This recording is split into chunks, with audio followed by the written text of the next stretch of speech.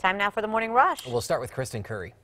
Good morning. Still looking at some lingering snow showers up over central New Mexico and down across the far southeast. We'll keep an eye on that southern line to see any more of those snowflakes falling this afternoon. But as we get into the overnight hours, a few spot showers possible up near the Raton Pass area, but accumulation not expected. As we get into Friday afternoon, most of us just looking at sunshine. Sending things back to Chris. Thanks so much, Kristen. Today, the field of candidates for Lieutenant Governor of New Mexico is growing, according to the Santa Fe New Mexican. State Senator Howie Morales announced his bid for the Democratic nomination. Former Albuquerque mayoral candidate and State Senator Michelle Garcia Holmes has also joined, seeking the Republican nom. The New Mexican also reports that Santa Fe Mayor Javier Gonzalez is interested in running. We'll let you know what happens. A Houston-based energy company is actively investigating what caused one of its natural gas pipelines to explode south of Carlsbad. Enterprise Products Partners, LP, says the incident early Wednesday involved a line that transfers gas from wells to a treatment facility. Eddy County Emergency says there are no reported injuries, but that one storage building did burn. A New Mexico man is accused of paying hundreds of dollars to sites that would hack websites here, including his former employer's website. Investigators say John Gamble did this out of his Las Cruces home between 2015 and 2016. The attacks are designed to overwhelm the site with traffic, taking it offline, affecting any business that comes from it. Gamble entered a plea of not guilty. If he's found guilty on this, though, he faces 15 to 17 years in prison. Mayor Tim Keller and Interim Police Chief Michael Geyer are likely going to continue talks of how to move APD forward. Both men say the top priorities will be completing the DOJ reforms and addressing the department's use of force policies. The new interim chief says the department will be dealing with an officer shortage by dividing duties among departments and allowing overtime. Today, President Trump meets with congressional leaders at the White House in a bid to avert a government shutdown come Friday. The critical meeting comes just a day after the president broke with decades of U.S. policy by recognizing Jerusalem as Israel's capital. The move has sparked a lot of criticism around the globe, even protests early this morning. Also in Washington, Senator Al Franken is expected to make a major announcement today. On Wednesday, multiple Democratic senators called on Franken to resign over allegations of sexual misconduct. Most recently, a former Democratic congressional aide claimed the Minnesota Democrat tried to forcibly kiss her in 2006. Sarah? This morning, students, teachers, and parishioners from a local church are making one final push, asking the community to give those recovering from Hurricane Maria some light. Many towns and communities across Puerto Rico are still entirely without power and may have to wait until spring until power is restored. That's why Albuquerque High School, Albuquerque Institute of Math and Science, and New Hope Church are collecting flashlights, batteries, and canned foods. If you'd like to pitch in, we've posted drop-off information on KRQE.com. Crystal? On this day 76 years ago, many will remember those killed during the attack on Pearl Harbor. It led to the U.S.'s entry into World War II. The attack destroyed or damaged 19 U.S. Navy ships, killed more than 2,400 Americans, and left 1,100 Americans wounded. The USS Arizona still remains sunken. Many commemorations are planned for the day around the country to honor the lives lost on this fateful day. This next video is getting a lot of attention on social media this morning. Take a look. Game and Fish in northeast New Mexico posted the video to their Facebook page on Monday.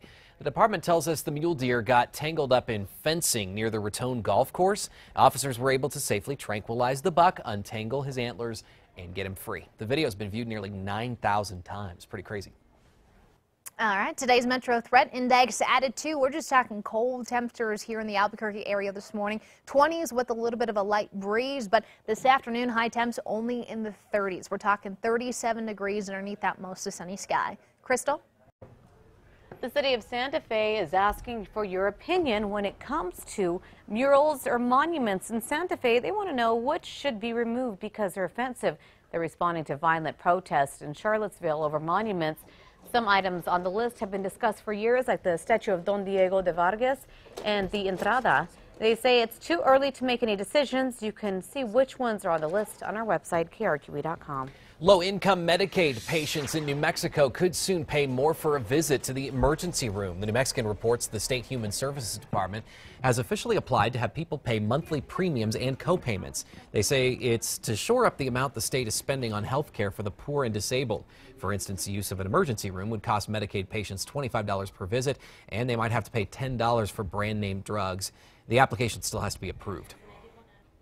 Also new this morning, about 15 million Americans will either have Alzheimer's disease or mild cognitive impairment in 2060, by 2060, according to a new UCLA study. That's more than double the approximately 6 million Americans who are currently affected. Researchers add that about 47 million Americans currently have some evidence of preclinical Alzheimer's. Okay, listen to this. Lyft has officially begun its self-driving pilot program in Boston. If you call Lyft in the city's Seaport neighborhood, Lyft will send a self-driving car with a backup driver behind the wheel. The cars are limited to short routes. City officials hope the cars can eventually complement public transportation, making its way into other cities. The Insurance Institute for Highway Safety is out with its list of the safest vehicles this morning. This year, the IIHS is making the criteria more difficult for automakers to earn a top grade.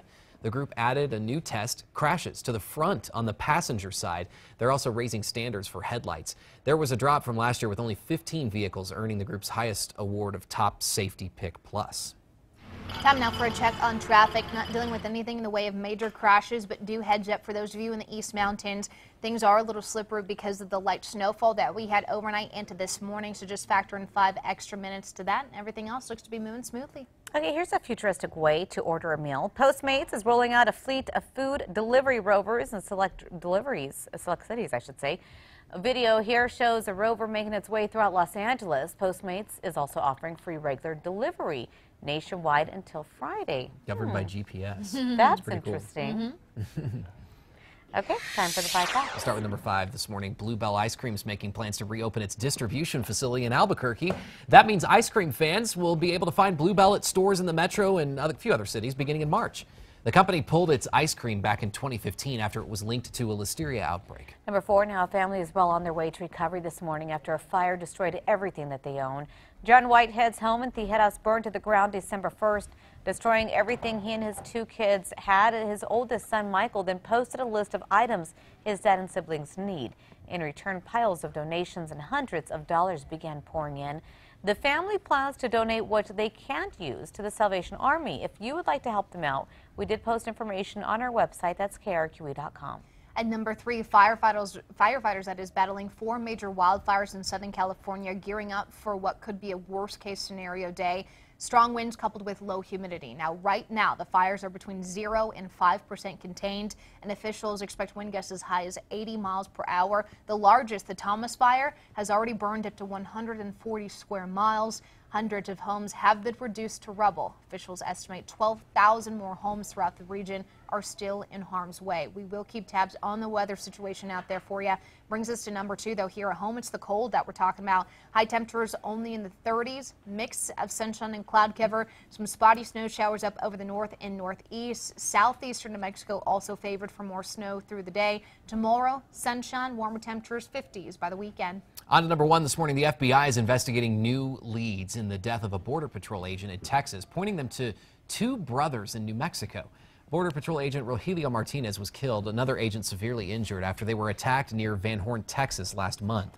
Agents say a person who smuggles people into the U.S. reported that 2 men who recently crossed the Mexican border with a group of immigrants admitted they attacked agents with rocks.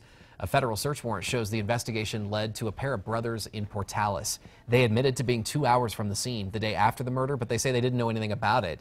Agents also believe a car that the brothers admitted to driving may contain evidence in the case.